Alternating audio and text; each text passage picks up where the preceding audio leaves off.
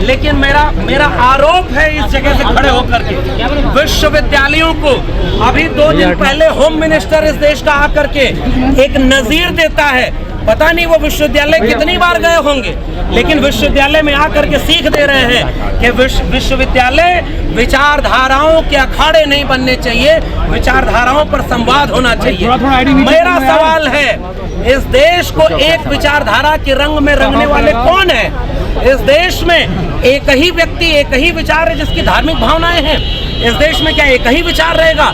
आपसे अलग कोई राय रखता है तो आप उसको विश्वविद्यालय से भी बाहर कर देंगे, तो बाकी जगह पे क्या होगा? विश्वविद्यालय के प्रोफेसर अगर अभिधा लक्षणा व्यंजना में बोलते हैं तो मेरा सवाल है कि न तुम्हें व्यंजना समझ में आ रही है न लक्षणा समझ में आ रही है, तुम उन्हें सीधे जेल में डाल रहे हो। लखनऊ विश्वविद्यालय के प्रोफेसर रविकांत दलित समाज से आते हैं, उन्होंने बाकायदे किताब का नाम लेकर कोट किया टीवी डिबेट में। ये कौन लोग हैं जिनकी धार्मिक भावनाएं आहत हैं और उनको संरक्षण किसका प्राप्त है कि वो विश्वविद्यालय में घुस करके एक विश्वविद्यालय के प्रोफेसर को गोली मारो और जूता मारो का नारा देंगे और उनके खिलाफ कोई FIR दर्ज नहीं होगी? ये मेरा सवाल है उनसे। प्रोफेसर रविकांत लिखित में शिकायत दिए और उसके बाद 2 दिन बाद उनके ऊपर हमला हुआ। क्या इन विश्वविद्यालयों को आप ऐसा बना देना चाहते हैं? इन विश्वविद्यालयों में प्रोफेसर मारे जाएंगे। अब मेरा सवाल दूसरा है, मैं हिंदी पढ़ाता हूँ, मेरा सवाल ये है कि जो लोग कहते हैं कि हिंदू धर्म की धार्मिक भावनाएं आहत हो रही हैं, मैं उनसे पूछता हूँ, 14 अप्रैल को इस देश का प्रधानमंत्री डॉक्टर अंबेडकर की मूर्ति पर माला पहनाने जाता है, तो मेरा सवाल है कि डॉक्टर अंबेडकर से तुम्हारी धार्मिक भावना आहत होने लगी क्या? मैं जो कह रहा हूँ, 1940 में डॉक्टर अंबेडकर ने पाकिस्तान और द पार्टीशन ऑफ इंडिया किताब में लिखा कि अगर हिंदू राज हकीकत बनता है तो वो इस देश के लिए सबसे बड़ा अभिशाप होगा। हिंदू कुछ भी कह लें, हिंदू धर्म स्वतंत्रता, समानता व बंधुता विरोधी है और वह लोकतंत्र से मेल नहीं खाता। कल को तुम कहोगे कि डॉक्टर अंबेडकर से हमारी भावना आहत हो गई तो तुम उन्हें बैन कर दोगे। ज्योतिबा फूले की गुलामगिरी जिसे भारत सरकार और महाराष्ट्र सरकार ने पब्लिश किया है, अब अगर यही हुआ तो हम यहाँ से ये भी घोषणा करते हैं, जो भारत सरकार और राज्य सरकारों ने जितने डॉक्यूमेंट पब्लिश किए हैं, इन्हें विश्वविद्यालयों की 4 दीवारियों पर खड़े होकर के हम उनका पाठ करेंगे और देखते हैं कि किसकी धार्मिक भावना आहत होती है। हमारी धार्मिक भावनाओं की कोई कदर नहीं। इस देश में भगत सिंह घोर नास्तिक व्यक्ति थे। भगत सिंह हिंदुत्व के विरोध में थे। भगत सिंह एक सेकुलर डेमोक्रेटिक कंट्री बनाना चाहते थे। अगर मैं भगत सिंह को मानने वाला हूं तो क्या मेरी भावनाएं आहत नहीं होंगी तुम्हारी बातों से? इस देश में हर दिन किसी मस्जिद के सामने जाकर एक धर्म मुसलमानों के खिलाफ तुम मारो काटो के नारे लगा रहे हो, उनकी धार्मिक भावनाएं आहत नहीं हो रही हैं? इस देश में बस्तर बकसवाह के जंगलों में, हसदेव के जंगलों में और यहाँ पर 1 साल पूरा हो गया सिलगेर के जंगलों में, इस देश की सरकारों ने 4 आदिवासियों को गोली मार दिया और संसद में खड़े होकर कहते हैं मिस्टेकन आइडेंटिटी थी।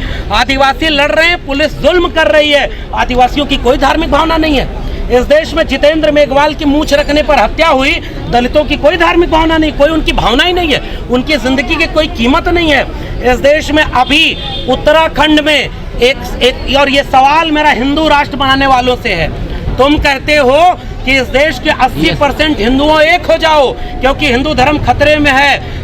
आप कहोगे बेरोजगारी है तो वो कहेंगे ट्रिपल तलाक है।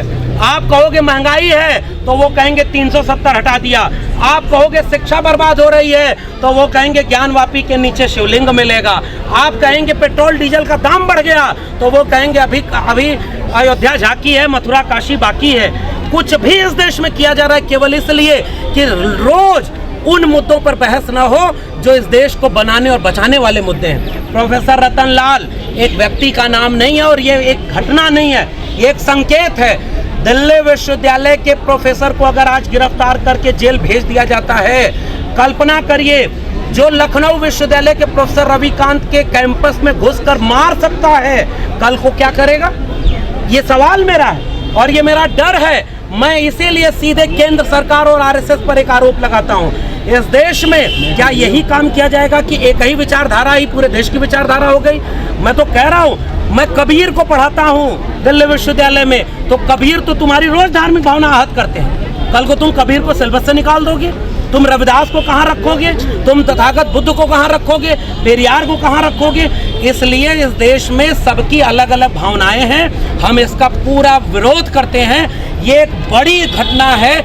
आरएसएस चाहता है कि इस देश को एक विचारधारा, वो कहते थे ना, एक पार्टी, एक नेता, एक चुनाव, एक मुद्दा हो, वैसे इस देश में एक ही विचारधारा हो, एक ही संगठन हो, आरएसएस।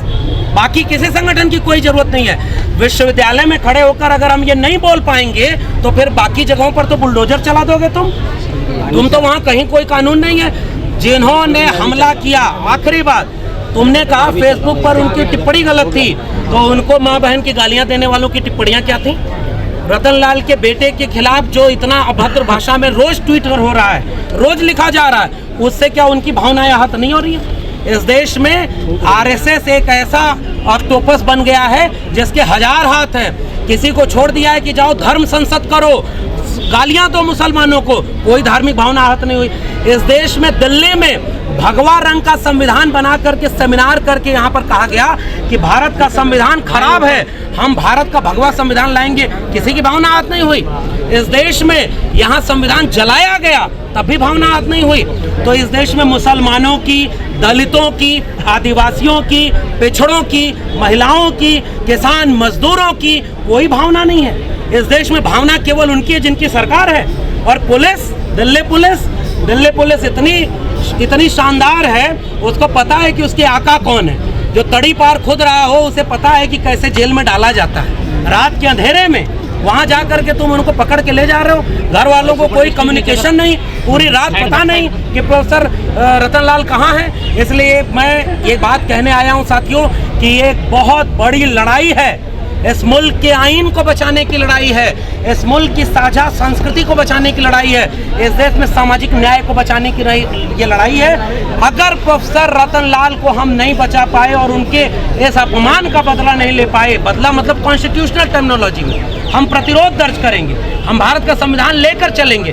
विश्वविद्यालयों को विचारधारा का अखाड़ा नहीं बनाना है, लेकिन संवाद करना है। इसलिए मैं ये बात कह के जा रहा हूँ, ये सबसे बड़ा पैगाम हमारा है कि हम रहने वाले नहीं हैं, हम खामोश नहीं रहेंगे। इस देश में अगर अभी हम खामोश हो गए तो साथियों याद रखिएगा, बाद में शायद हमें बोलने का मौका ही ना मिले। इसलिए मुट्ठी बांध करके हम एकजुट होने का संकल्प लें और आगे जो भी यहाँ से रणनीति बनती है, हम लगातार उस पूरी रणनीति में शामिल रहेंगे और अपने प्रोफेसर को, अपनी विचारधारा को, भारत के संविधान को बचाने की हर वो लड़ाई लड़ते रहेंगे जो हमारे वक्त में लड़ना जरूरी है। क्योंकि इसी जगह पर हमने प्रोटेस्ट किया था प्रोफेसर हनी बाबू को, वो ओबीसी समाज से आते थे, प्रधानमंत्री को मारने की साजिश करके नाम पर 2 साल से जेल में है, कौन बचा पाया उनको? प्रोफेसर आनंद तेलतुंबड़े 2 साल से जेल में हैं, उन्हें कौन बचा पाया? अगर हम अपने प्रोफेसर्स को नहीं बचा पाएंगे, अगर कल को उमर खालिद का अभी तक नहीं तय है, तुमने मुसलमानों को इतना अपमानित कर दिया है कि वो तो अपने हक की लड़ाई नहीं लड़ पा रहे। दिन रात दंगा, दिन रात टीवी पर जहर, और उसके बीच में हम कौन लोग हैं? हम सामाजिक न्याय के लोग हैं, संविधान के लोग हैं। भगत सिंह और अम्बेडकर को साथ लेकर, अशफाक उल्लाह खां और बिस्मिल को साथ लेकर, फूले पेरियार को साथ लेकर, भारत के संविधान को साथ लेकर अपनी लड़ाई लड़ेंगे, जीतेंगे। इंकलाब जिंदाबाद। जय भीम, जय मंडल, जय संविधान।